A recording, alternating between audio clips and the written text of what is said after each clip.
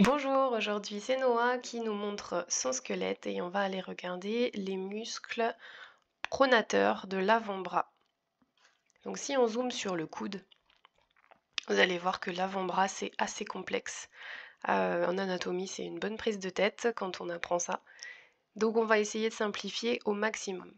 Là on a tous les muscles qui sont plus ou moins atténués. Et pour les pronateurs, quand on regarde donc toujours ce qu'il faut savoir, c'est qu'en détail d'anatomie, donc là il n'y a pas tout le reste du corps, hein, mais c'est une main droite, on la regarde toujours la paume vers le ciel, d'accord? Pour que les deux os de l'avant-bras soient parallèles. Ce qui veut dire que le petit doigt, ça va être tout le côté interne, et le côté du pouce, ça va être tout le côté externe. Ça, c'est valable pour les deux bras, pour les deux jambes aussi, mais c'est différent puisqu'il n'y a pas de rotation pareille. Donc, nous, les pronateurs, c'est ceux qui vont faire l'effort de tourner la main vers le sol ou vers l'arrière. Là, pour l'instant, la main, c'est comme si elle était tournée vers l'avant. On voit la paume de la main. Et pronateur, c'est pour aller montrer le dos de la main. Je vais regarder si je peux vous montrer leur action. Ok, donc j'ai pris un pronateur, voilà, pour vous montrer juste l'action de prôner l'avant-bras. C'est-à-dire que comme on a deux os dans l'avant-bras, quand la main est vers le ciel, on est en supination. Donc là, on est en retour de pronation. Et là, on va en pronation parce que les deux os viennent se croiser et que la main va regarder vers l'arrière ou le bas. Voilà, donc tout ça, c'est des muscles pronateurs, c'est ceux qui vont faire tourner l'avant-bras et la main. Les pronateurs, ils sont aussi fléchisseurs, c'est-à-dire qu'au niveau du coude, on a fait deux groupes. Pour simplifier, quand on regarde un coude vu de devant, toute la partie à l'intérieur du coude, là, tous ces gros muscles qui s'insèrent ici, vont être des fléchisseurs et des pronateurs. D'accord? On fait très très simple. Donc tous ceux qui s'insèrent là sur le bout de l'humérus, du côté intérieur, donc du côté du coude quand on a la main tournée vers le ciel, sont des pronateurs. D'accord? Quand on a des tendinites, on a souvent l'épicondylite, on est du côté extérieur, donc on n'est pas avec les pronateurs. Mais on a aussi des épitrocléites, sauf qu'on le dit jamais vraiment comme ça. On va l'appeler aussi tendinite du coude ou tendinopathie du coude. Mais quand on a mal à l'intérieur du coude, ce qui arrive régulièrement aussi avec tous les travailleurs manuels, on va avoir mal sur un de ces tendons-là. On va montrer justement tous ceux qui sont pronateurs, fléchisseurs. Voilà, principalement ceux-là. On va enlever cette membrane. Ici, je vous ai mis les plus gros fléchisseurs et pronateurs de l'avant-bras. J'ai oublié le rond pronateur. Voilà. Donc là, vous avez le rond pronateur, pas besoin trop de savoir son nom, mais je vous les donne quand même. Le fléchisseur radial du carpe. Donc lui, il va venir si on descend tout son trajet. Donc vous voyez, en fait, tous ces muscles, ce sont des longs muscles qui traversent le coude et le poignet et qui ont tout leur corps musculaire tout le long de l'avant-bras et dans la partie là où il n'y a pas de poils. Et qui vient passer sous le canal carpien pour venir dans les doigts. D'accord? Donc ça c'est le fléchisseur radial du carpe. Le rond pronateur, lui, il s'arrête uniquement sur l'autre, il va pas jusqu'au poignet. Il fait juste, c'est celui que je vous ai montré dans la vidéo de la pronation. On a le long palmaire, ça c'est un muscle inconstant, on l'a pas tous ce muscle-là, c'est pas grave, c'est pas vraiment très important, c'est un muscle superficiel. Lui, il va venir tendre la peau du devant du poignet, d'accord? Il vient tendre ces aponevroses-là en fait. Et il passe par-dessus. Voilà, ça c'est pas le plus important. Dessous, on a le fléchisseur superficiel des doigts, donc ça c'est un gros muscle. Vous voyez, il a un gros corps musculaire. Il est plus en profondeur et il descend avec 4 tendons, puisqu'on a 4 doigts, parce que le pouce il est séparé. Donc 4 doigts, ça passe sous le canal carpien, qu'on appelle en fait le rétinaculum des Des extenseurs? Pourquoi il l'appelle comme ça? Ah, c'est celui de derrière ça. Donc le canal carpien, c'est celui-là, c'est le rétinaculum des fléchisseurs. C'est celui qui est devant à la base du poignet. Oui, j'ai même pas conscience qu'on avait ce rétinaculum qui faisait tout le tour du poignet ici. Bref, du coup, revenons sur le fléchisseur superficiel des doigts. Donc nos 4 tendons qui passent dessous et qui se séparent pour aller chacun sur un doigt, donc à la partie antérieure, c'est-à-dire la paume de la main. Et vous voyez que leur terminaison, elle est un petit peu complexe. Elle se finit sur la deuxième phalange. Ça, c'est la deuxième phalange de chaque doigt. Et elle se sépare en deux pour faire passer le fléchisseur profond des doigts. Donc qui est un autre fléchisseur et pronateur qui, lui, va aller sur la dernière phalange. Ça, c'est des détails d'anatomie qui sont importants plus pour nous que pour vous. Mais en gros, vous avez deux épaisseurs de tendons. Celui qui est plus au-dessus, c'est le superficiel. Celui qui est plus en dessous, c'est le profond, et ils ne se finissent pas au même endroit. Ça va être important plus dans la chirurgie, dans les blessures des doigts, les coupures, les choses comme ça. Et donc notre fléchisseur profond, on va peut-être le faire, voilà, on va pouvoir le voir légèrement passer par là.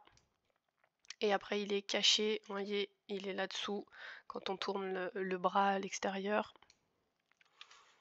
Et il est sous le fléchisseur ulnaire. Du coup, on va regarder le fléchisseur ulnaire après. Donc je vais si je le cache, je pourrais plus le remettre. Donc on va le regarder d'abord.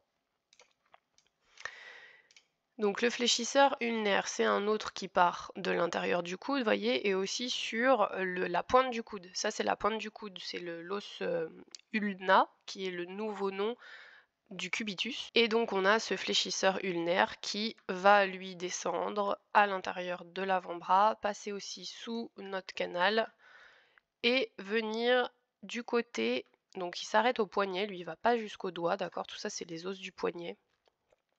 Et il va s'arrêter sur la partie interne et pour en fait faire une inclinaison de la main. Je sais pas s'ils vont l'avoir mis celui-ci. Ah si, regardez. Son action, c'est ça. Il tourne la main du côté du petit doigt, comme si le petit doigt voulait se rapprocher de l'avant-bras. Voilà, ça c'est une inclinaison de la main du côté interne. Vous voyez, donc là on voit notre fléchisseur ulnaire ici. Et derrière on a l'extenseur ulnaire. Ils font tous les deux cette adduction de la main, mais ils vont pas faire la même composante de flexion ou d'extension. Du coup, il peut aussi vous faire de la flexion. Je vais pouvoir vous montrer tous les fléchisseurs en action de la main et des doigts. Du coup, mais là, ils vont montrer que la flexion du poignet, puisqu'on est dans le fléchisseur ulnaire et que je suis pas avec les doigts. Voilà, donc fléchir la main, c'est l'action de remonter les doigts vers le ciel quand on a l'avant-bras et la paume vers le ciel.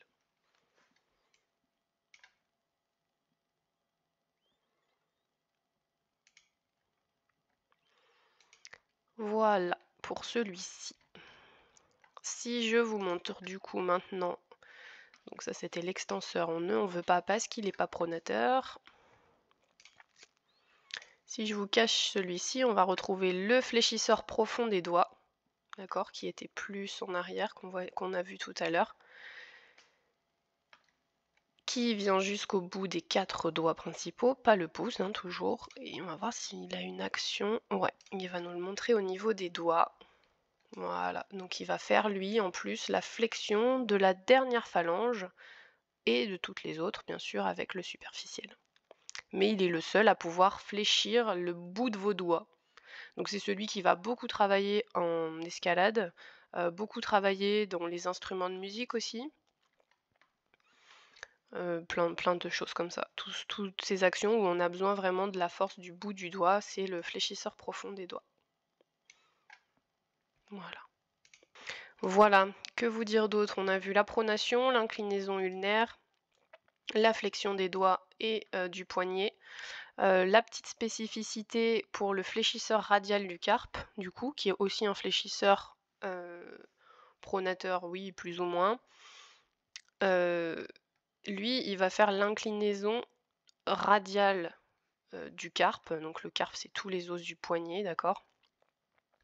qui participe aussi à la flexion, bien sûr, puisque c'est un fléchisseur et un pronateur. Mais du coup, lui, comme il vient plutôt côté du pouce, il va pouvoir incliner la main, pouce vers l'avant-bras. Voilà, le pouce qui se rapproche du radius. Et là, on revient, on relâche. Donc voilà ce que je pouvais vous montrer sur le groupe musculaire des pronateurs de l'avant-bras. Alors, il y a un muscle plus profond. Si je vous enlève tous les fléchisseurs, donc on avait le rond pronateur, d'accord? Celui-là, on l'a vu, il fait tourner l'avant-bras. Mais en bas, ici, on a un carré pronateur. Donc lui, il vient faire uniquement la pronation du bout de l'avant-bras, d'accord? Il ne va pas faire partie du groupe des pronateurs de l'avant-bras au niveau du coude, c'est-à-dire au niveau des tendinites. Lui, il y est pour rien. Voilà, celui-là, on le verra dans une autre vidéo au niveau du pouce. Ce que je peux vous montrer d'autre, c'est voilà, c'est ça que je voulais vous montrer, c'est avec tous les vaisseaux, les nerfs, vus de l'avant-bras. D'accord, donc on a les veines qu'on arrive à voir assez facilement en superficie chez certaines personnes pour faire les prises de sang. Ok. Donc notre gros tendon commun là de tous nos fléchisseurs qu'on a vu là, d'accord. Donc ceux qui sont plus ou moins responsables des tendinites à l'intérieur du coude. Juste derrière, on voit notre nerf ulnaire, d'accord? Ça c'est le, le petit juif, des fois on l'appelle comme ça, là, celui qui passe dans la fosse ici, quand on se cogne l'intérieur du coude, ça fait hurler pendant un petit moment. Voilà, bah ça c'est lui.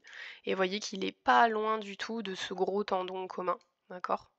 Ce nerf ulnaire, lui, il descend, il va venir innerver les doigts de l'intérieur de la main, donc le petit doigt et l'annulaire. Ok? Voilà ce qu'on pouvait dire de plus sur cette partie-là.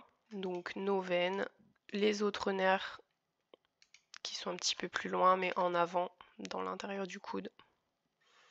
Et voilà, et on fera une autre vidéo pour voir la partie externe. Merci pour votre écoute. À bientôt. Connais son corps pour mieux le comprendre.